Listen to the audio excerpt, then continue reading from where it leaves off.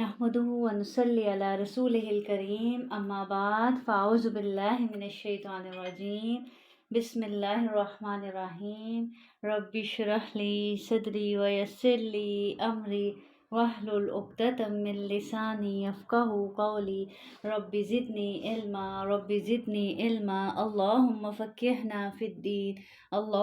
फ़क़्हिना फ़िद्दीन। रिक़ाक़ुल क़ुलूब, दिलों को नर्म करना। अन अब्दुल्लाह इब्न बुस्रिन अन्ना अअराबिय्यन क़ाला या रसूलल्लाहि सल्लल्लाहु अलैहि वसल्लम मन खैरुन नासी क़ाला मन ताला उम्रुहु व हसुना अमलुहु रवाहु तिर्मिज़ी। सैयदना अब्दुल्लाह बिन बसर रज़ियल्लाहु अन्हु से रवायत है कि एक अराबी ने अर्ज़ किया, ए अल्लाह के रसूल, लोगों में कौन सबसे बेहतर है? आप सल्लल्लाहु ने फरमाया, जिसकी उम्र ज़्यादा हो और अमल नेक हो। यानी लंबी उम्र के साथ साथ सिर्फ ऐसे ही नहीं कि फजूल लंबी उम्र गुजर गई, नहीं, लंबी उम्र के साथ साथ अमल भी क्या हो, नेक हो। तो सबसे बेहतर कौन है? जिसकी उम्र भी दराज हो और उम्र भी नेक अमाल के साथ गुजरी हो। अन अबी उमामता यक़ूलु सअला रजुलुन नबिय्य सल्लल्लाहु अलैहि वसल्लम फ़क़ाल मल इस्मु फ़क़ाल इज़ा हक्का फ़ी नफ़्सिका शैउन फ़दअहु क़ाल फ़मल ईमानु क़ाल इज़ा सअतका सय्यतुक व सर्रतका व हसनतुक फ़अन्त मुमिनुन। रवाहु अहमद।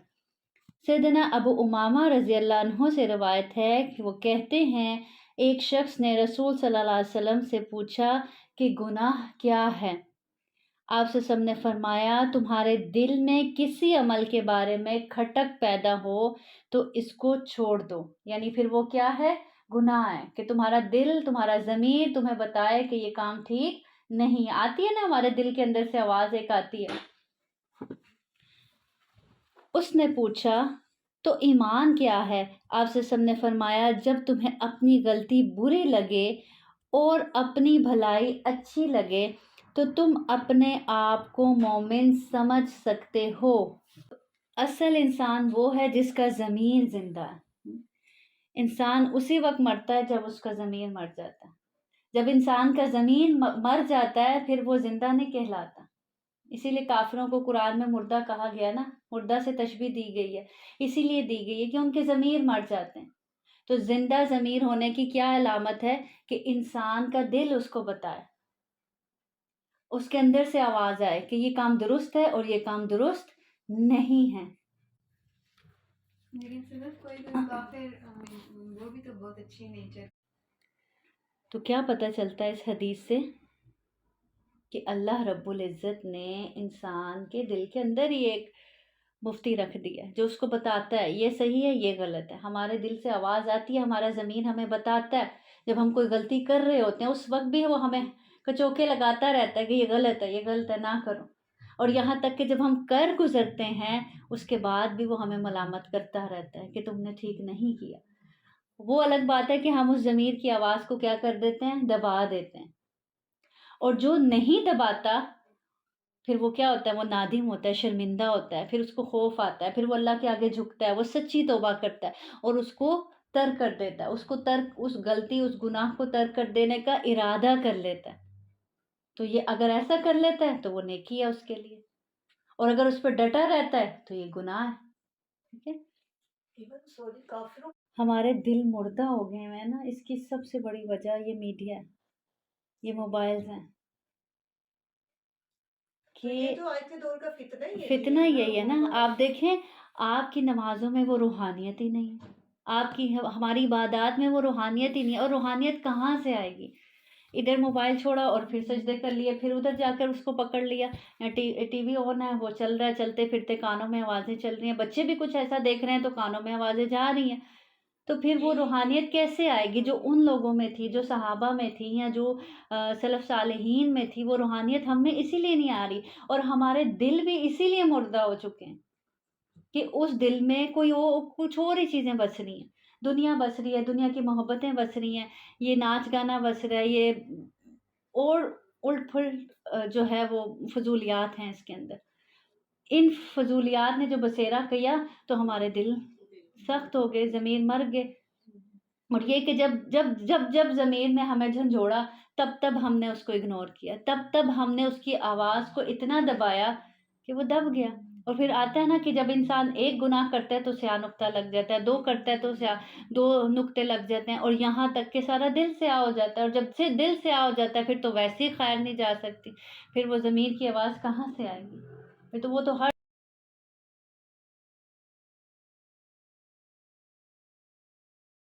چیز کو اوپر تہ لگا دی ہم نے زنگ کی. تو اپنے ضمیر کی آواز کو مرنے نہیں دینا، اس کی آواز کو فوراً سننا ہے. اور مومن تو اتنا پاک صاف ہوتا ہے کہ اس کے پاس تو آہٹ بھی ہو تو اس کو محسوس ہو جاتی ہے. اور پھر دیکھیں ہمارا دین کتنا خوبصورت ہے. ہماری شریعت، ہمارا قرآن ہمیں کوئی ایک لسٹ نہیں دے دی صرف کہ بس یہ کام نہیں کرنا، یہ کرنے ہیں بس ختم. ہمیں ضمیر بھی عطا کیا گیا ہے. ہمیں یہ بتایا گیا ہے قد افلح من تزکا، وہ کامیاب ہو گیا جس نے اپنا تزکیہ کر لیا، جس نے اپنا اندر پاک صاف کر لیا. اتنا پاک صاف کر لیا کہ اس اندر میں کوئی ہلکی سی لکیر یا ہلکا سا نقطہ بھی لگتا ہے تو فوراً انسان الرٹ ہو جاتا ہے کہ یہ مجھ سے کیا ہو گیا، یہ مجھ سے غلطی ہوئی ہے. اور پھر وہ اس کو فوراً صاف کرنے، اس کو ریز کرنے کی کوشش کرتا ہے. فیس پہ کوئی داغ لگ جائے تو ہم اس کو ریز کرنے کی کوشش کرتے ہیں، کوئی پمپل ہی لگ جائے تو اس کے لیے کچھ کرتے ہیں نا اس کو ریز کرنے کے لیے، یا کوئی نشان لگ جائے، کوئی ہاتھ گندے ہوں وہ منہ پر لگ جائیں، ہم فوراً سے اس کو ریز کرنے کی کوشش کرتے ہیں.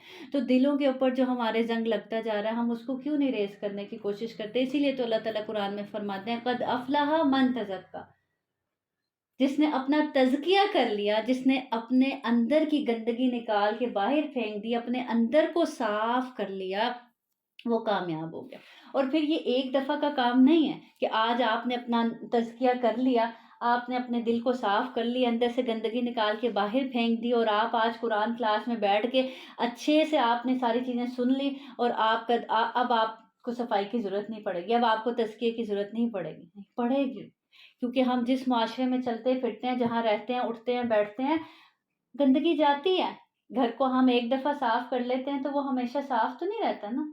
آپ آج صاف کر لیں، آپ کہیں کہ اگلے 10-20 دن مجھے صفائی کی ضرورت ہی نہیں ہے، یا یہ کہ اب میں نے اچھے سے صاف کر لیا مجھے کبھی صاف کرنے کی ضرورت ہی نہیں پڑے گی. نہیں، اگلے دن پھر آپ کو، اگلے دن کیا تھوڑی دیر بعد پھر آپ کو صاف کرنے کی ضرورت پڑے گی. تو مومن کیا ہوتا ہے؟ مومن بھی جیسے اپنے ظاہر کو ہم صاف رکھتے ہیں نا، اپنے کپڑے، اپنے جوتے، اپنے جسم کو، اپنے فیس کو، اپنے ہاتھوں کو، ہر چیز کا خیال رکھتے ہیں ظاہری طور پر کہ ہماری ہر چیز نیٹ اینڈ کلین ہونی چاہیے.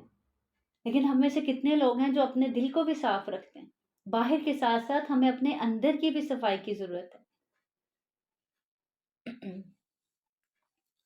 تاکہ شیطان کی آہٹ بھی ہو تو ہمیں محسوس ہو جائے. اور جب پہلے اتنی گندگی ہوگی تو پھر شیطان آ کے کچھ بھی گندگی دکھائے گا تو انسان تو فوراً ہی لپک پڑے گا نا اس کی طرف.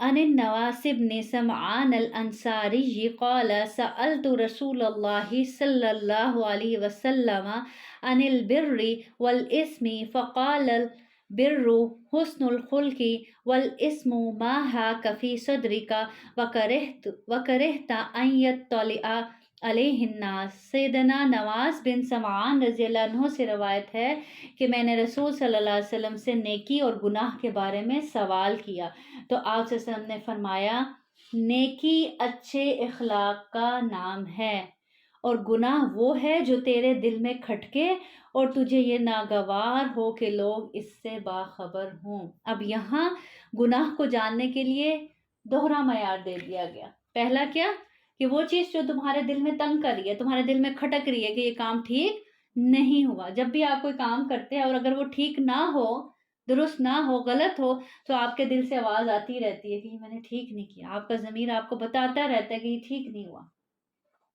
اور دوسری چیز کہ اب آپ پھر اگلا سٹیپ کیا، پھر آپ یہ سوچتے ہیں کہ اب یہ کسی کو پتہ نہ چلے، اب مجھ سے یہ غلطی تو ہوگی، اب یہ کسی طرح اس پہ پردہ ڈل جائے، چھپ جائے، لوگوں میں نہ یہ نشر ہو.